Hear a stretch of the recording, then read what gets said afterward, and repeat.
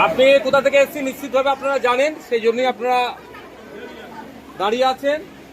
আমি কয়েকটা কথা বলবো আপনাদের।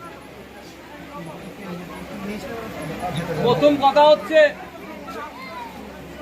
সত্যি আপনাদের এই গ্রামের মানুষ আজকে গর্বিত যে দেশের জন্য, দেশের নিরাপত্তার জন্য আপনাদের গ্রামের ছেলে জীবন উৎসর্গ করেছে। ঠিক যে সময়ে ব্রিটিশদের বিরুদ্ধে লড়াই করে দেশকে স্বাধীন যখন করেছিল আমাদের পূর্বপুরুষেরা, আমরা গর্বিত। আজকে আমরা এই নদিয়া জেলার এই মালিয়াপোতা দাঁড়িয়ে, পাথরঘাটা গ্রামে দাঁড়িয়ে আমরা গর্বিত যে আমাদের বাড়ির এক ছেলে তার জীবন দিয়েছে দেশের জন্য।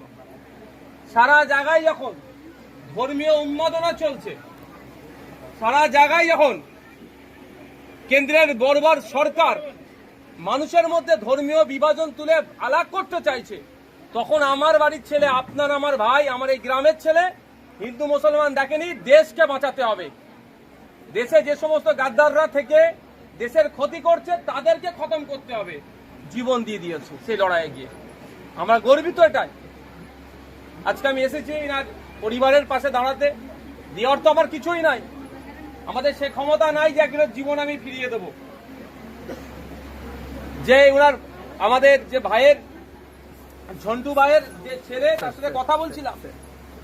আমি জিজ্ঞাসা করলাম, বাবু তোমার ফিউচারের অ্যাম্বিশন কি, কি লক্ষ্য, গোল কি, উদ্দেশ্য কি? ভাই বাবু বললেন,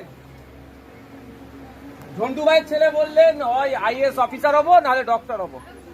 আমি ওই বাবুকে, বাচ্চাটাকে বললাম যে ডক্টর অনেক আছে, আইএএস অফিসার হতে হবে। কারণ তাইবেন সাথে সাথে সে গর্ব করে সব সময় বলতে পারবে যে যারা আজকে আমাদের কাছে দেশপ্রেমের সার্টিফিকেট নিতে চাইছে তারা ব্রিটিশদের পা চাটতো, আর আমি যার সন্তান, আমার বাবা দেশের জন্য জীবন দিয়েছে। এখন ধর্মীয় উন্মাদনা ছড়ানোর চেষ্টা করছে, আমরা ওই তার ফাঁদে পা দেব না। আমাদের দেশ আগে ধর্ম বর্ণ নির্বিশেষে প্রত্যেকের কাছে দেশ প্রেম অবশ্যই আছে, কিন্তু দুর্ভাগ্যের বিষয় এখন নির্দিষ্ট ধর্মের মানুষকে নাকি দেশপ্রেমের প্রমাণ দিতে হচ্ছে। এই আপনাদের কল্যাণীতে এই যে কৃষি বিদ্যালয় আছে, সেই বিদ্যালয়ের নোটিশ বোর্ডে কি লিখেছে? অপদার্থদের মতো কাজ করেছে।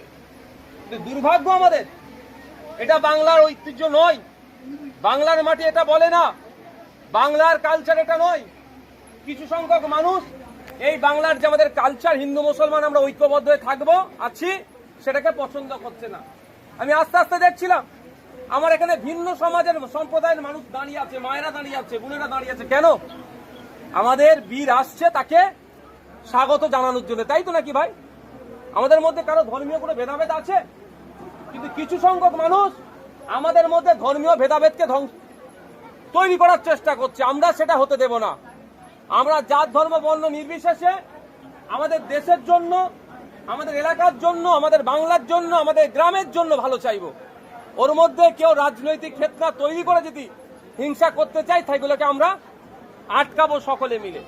আমি আজকে কথা দিয়ে গিয়েছি, আমার ঝন্টু ভাইয়ের যিনি শ্বশুর মশাই আছেন তাকে বলেছি যে আমার তো দেওয়ার মতো ক্ষমতা নাই, তারপরেও যে কোনো বিষয়ে, বাচ্চাদের পড়াশোনা থেকে শুরু করে যে কোনো বিষয়ে আমার সাথে যোগাযোগ করতে,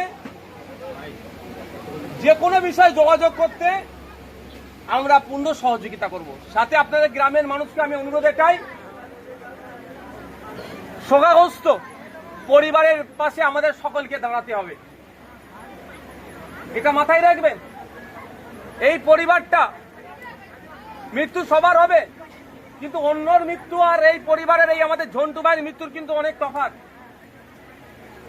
ঝন্টু ভাই আমাদের দেশের জন্য, আমাদের নিরাপত্তার জন্য, আমরা যে শান্তির সাথে এখানে আছি, এখানে এসে কোনো টেরর অ্যাটাক হচ্ছে না, এই ঝন্টু ভাইদের জন্যই। তারা নিরাপত্তা আমাদেরকে দিচ্ছে বলে আমরা শান্তি ঘুরতে ঘুমাচ্ছি। এই ধরনের ঝন্টু ভাইয়ের মতো অনেকে আমাদের নিরাপত্তা দিতে গিয়ে তারা শহীদ হচ্ছে।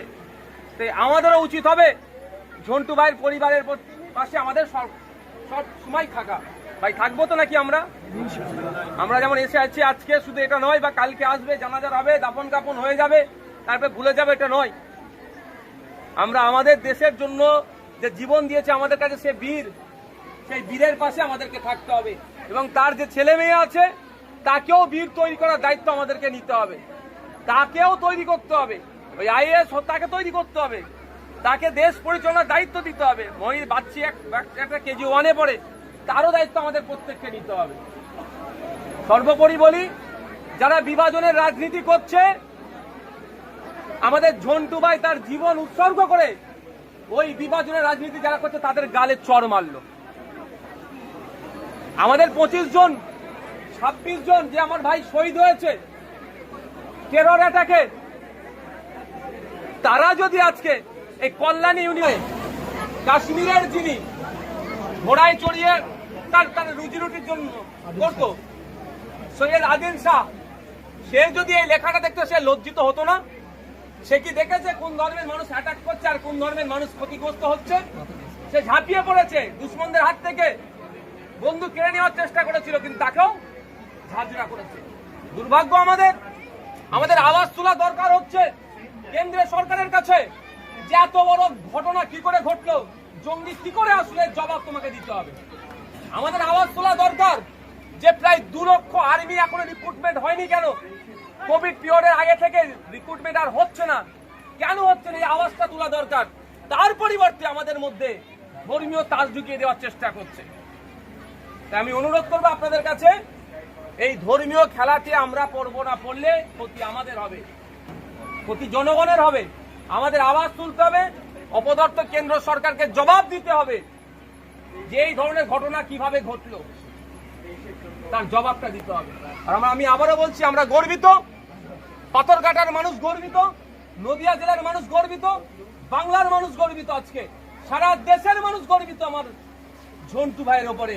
দেশের জন্য তিনি জীবন উৎসর্গ করেছেন। আমরা সৃষ্টিকর্তার কাছে দোয়া চাইব, সৃষ্টিকর্তা তাকে পরবর্তী জীবনে সুখে শান্তিতে রাখুক, সে তার জান্নাতে যাক, এই দোয়া আমরা প্রত্যেকে তাকে চাই। সে মাতৃভূমির জন্য, আমাদের নিরাপত্তার জন্য সে তার জীবন উৎসর্গ করেছে।